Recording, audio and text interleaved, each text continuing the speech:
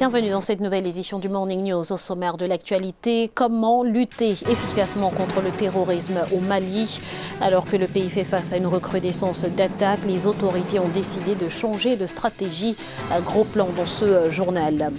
60 jours pour un compromis. L'Égypte, le Soudan et l'Éthiopie se donnent jusqu'au 15 janvier 2020 pour trouver un accord sur le partage des eaux du Nil. Une question qui empoisonne les relations entre les trois États depuis plusieurs années. Et puis la musique au service de la lutte contre l'immigration clandestine.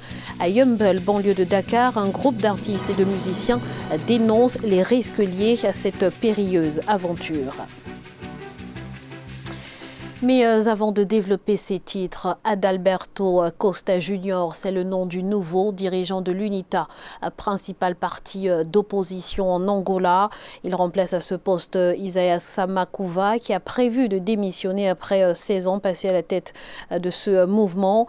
Adalberto Costa Junior aura l'immense tâche de redresser un parti en vue des prochaines élections générales de 2022, parti qui n'a jamais connu de victoire depuis la fin de la guerre civile, malgré un score de 26% lors des dernières élections générales.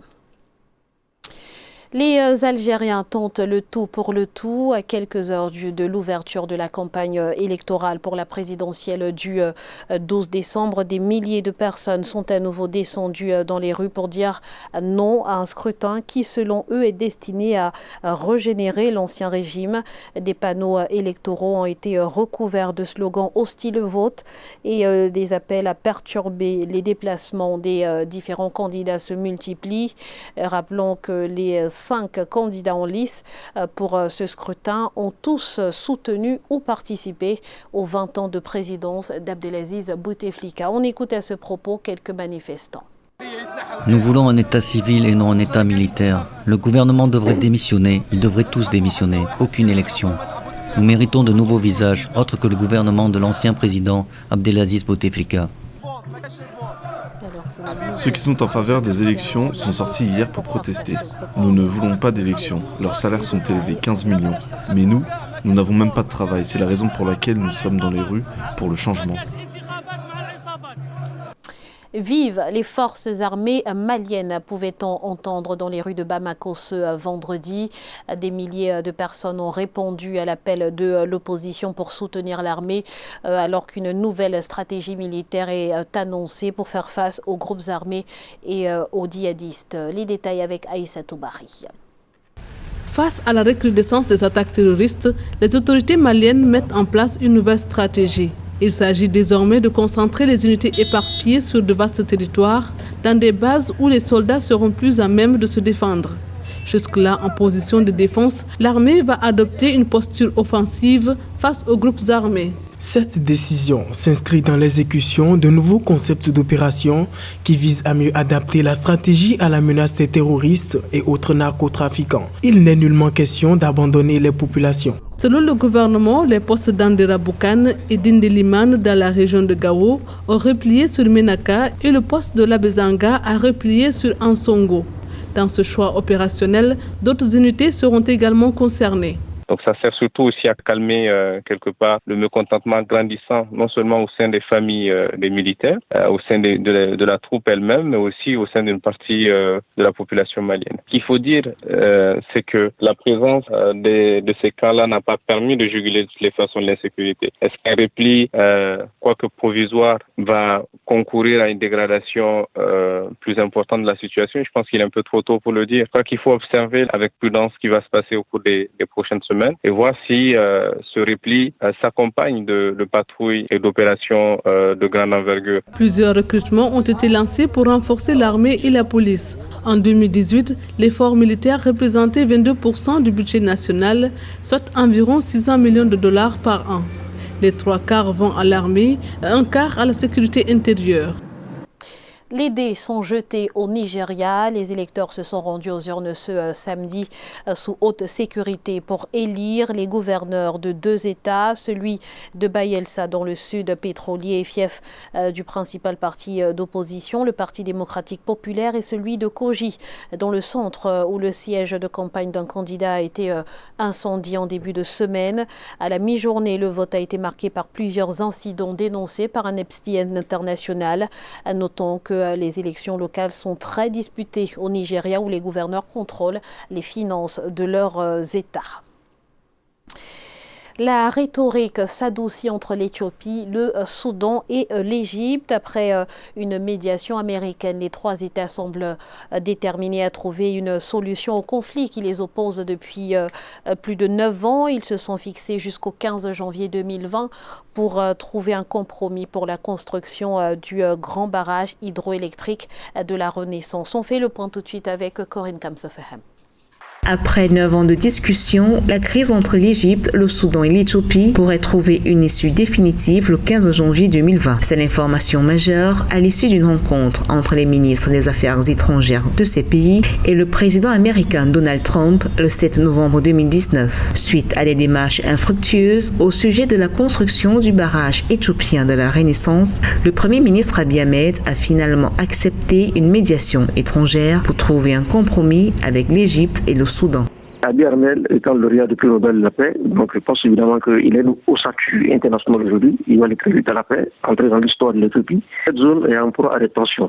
Vous avez le Soudan du Sud, il connaît des problèmes internes. Vous avez également le Soudan, avec le départ de Béchi.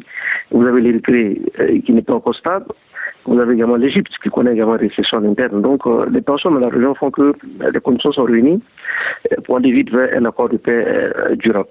L'Égypte craint que la construction du grand barrage de la Renaissance, entamé en 2012 par l'Éthiopie, entraîne une réduction du débit du Nil bleu, un fleuve dont il dépend à 90% pour son approvisionnement en eau. L'Égypte réclame un minimum annuel garanti de 40 milliards de mètres cubes, revendication à laquelle l'Éthiopie n'a pas donné son accord en évoquant un droit historique sur le Nil garanti par une série de traités.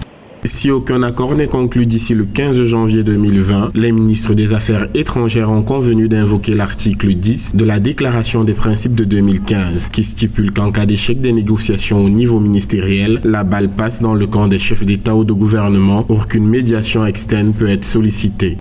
Le Nil bleu, qui prend sa source en Éthiopie, rejoint le Nil blanc à Khartoum pour former le Nil qui traverse le Soudan et l'Égypte avant de se jeter dans la Méditerranée. Selon le gouvernement éthiopien, le barrage de la Renaissance devrait commencer à produire de l'électricité d'ici fin 2020 et serait complètement opérationnel d'ici 2022 avec une puissance installée de 6000 MW. L'annonce avait été faite, c'est désormais officiel. Les autorités gambiennes ont publié ce vendredi un projet de nouvelle constitution qui doit remplacer le texte en vigueur depuis 1797. Celui-ci limite à 2 le nombre de mandats présidentiels notamment. La commission de révision mise en place en juillet 2018 doit à présent mener une consultation nationale pour recueillir les avis de l'opinion publique. Le document issu de cette consultation sera ensuite soumis au président Adama Barrow, puis à l'Assemblée nationale avant la tenue d'un référendum populaire dont la date reste à déterminer.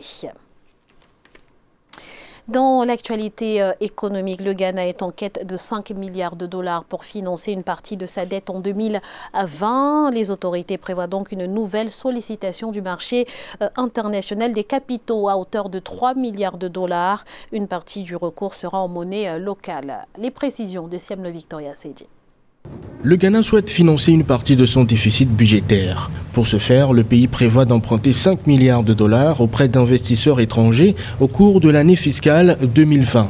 Une partie du recours aux investisseurs extérieurs sera en monnaie locale pour un montant de 10,6 milliards de cedi ghanéens, soit 1,9 milliard de dollars. Emprunter de l'argent comporte toujours des risques, quel que soit le montant, parce que vous devez de l'argent à des créanciers et il faudrait qu'un jour ou l'autre, que votre économie puisse dégager des réserves pour pouvoir les payer. Donc, si l'emprunt est destiné à augmenter les capacités productives du Ghana et donc à générer des revenus, évidemment, le Ghana pourra gérer cet emprunt de manière convenable. Le reste des ressources internationales sera couvert par une nouvelle sollicitation du marché international des capitaux à hauteur de 3 milliards de dollars. Les dépenses totales, y compris l'appurement des arriérés, devraient atteindre 15,5 milliards de dollars, soit 21% de plus que ce qui était prévu pour 2019. Maintenant, si le Ghana utilise cet argent pour d'autres choses comme des éléphants blancs, entre guillemets, dont on parle, évidemment, ça risque de poser des problèmes. Donc, ça dépend de la destination de l'emprunt et de la manière dont le gouvernement ghanéen va gérer cet emprunt. Le Ghana présente des atouts pour le marché international de la dette. Au cours des 5 dernières années, le pays a réalisé une croissance de 6% en moyenne annuelle. La musique au service de la lutte contre l'immigration clandestine. À Yeumbeul, banlieue de Dakar, un groupe d'artistes et de musiciens sensibilise les candidats à la dangereuse et périlleuse aventure qui coûte chaque année la vie à des milliers de personnes. Les détails avec Aïssatou Diamanka Besland. Longer le long de la plage, marcher, regarder vers l'horizon, cet horizon qui a déjà pris dans ses tourbillons de nombreuses vies humaines à la recherche d'Eldorado, la fracture sociale et économique pousse les jeunes à rêver d'Europe. Les souvenirs du fils de sa voisine, péri dans un bateau en voulant traverser la mer, sont encore vivaces dans l'esprit d'Astoufaï. Maman s'est mise en pleurs parce qu'il ne savait pas où est-ce qu'elle va y aller pour chercher son fils. Il n'a pas de source pour faire ses recherches, pour enfin trouver son fils et de savoir dans quel état il est. De l'autre côté de Yeumbeul, une banlieue de Dakar, les jeunes se mobilisent, des artistes chanteurs observent, dénoncent et sensibilisent à travers leurs textes engagés les jeunes Sénégalais à ne plus rêver d'Europe, dans un pays pourtant où environ 75% des familles souffrent de pauvreté chronique, selon le Programme alimentaire mondial, une pauvreté liée au manque d'emploi et à la cherté de la vie. Ouais, bon, il y a beaucoup de jeunes que nous connaissons qui ont pris la mer. Il y a beaucoup de jeunes qui sont restés. Il y a beaucoup de jeunes aussi qui sont revenus, mais totalement traumatisés aussi. Même si les chiffres officiels ont chuté en 2017, en 2016, les Sénégalais représentaient environ 10 378 des clandestins voulant se rendre en Europe. Selon l'Agence européenne des gardes-frontières, le pays de la Teranga est le 10e endroit géographique d'où proviennent les candidats de l'immigration clandestine. Ce journal a été réalisé par l'ensemble de la rédaction. Merci pour votre fidélité. Restez sur Africa 24, l'information continue.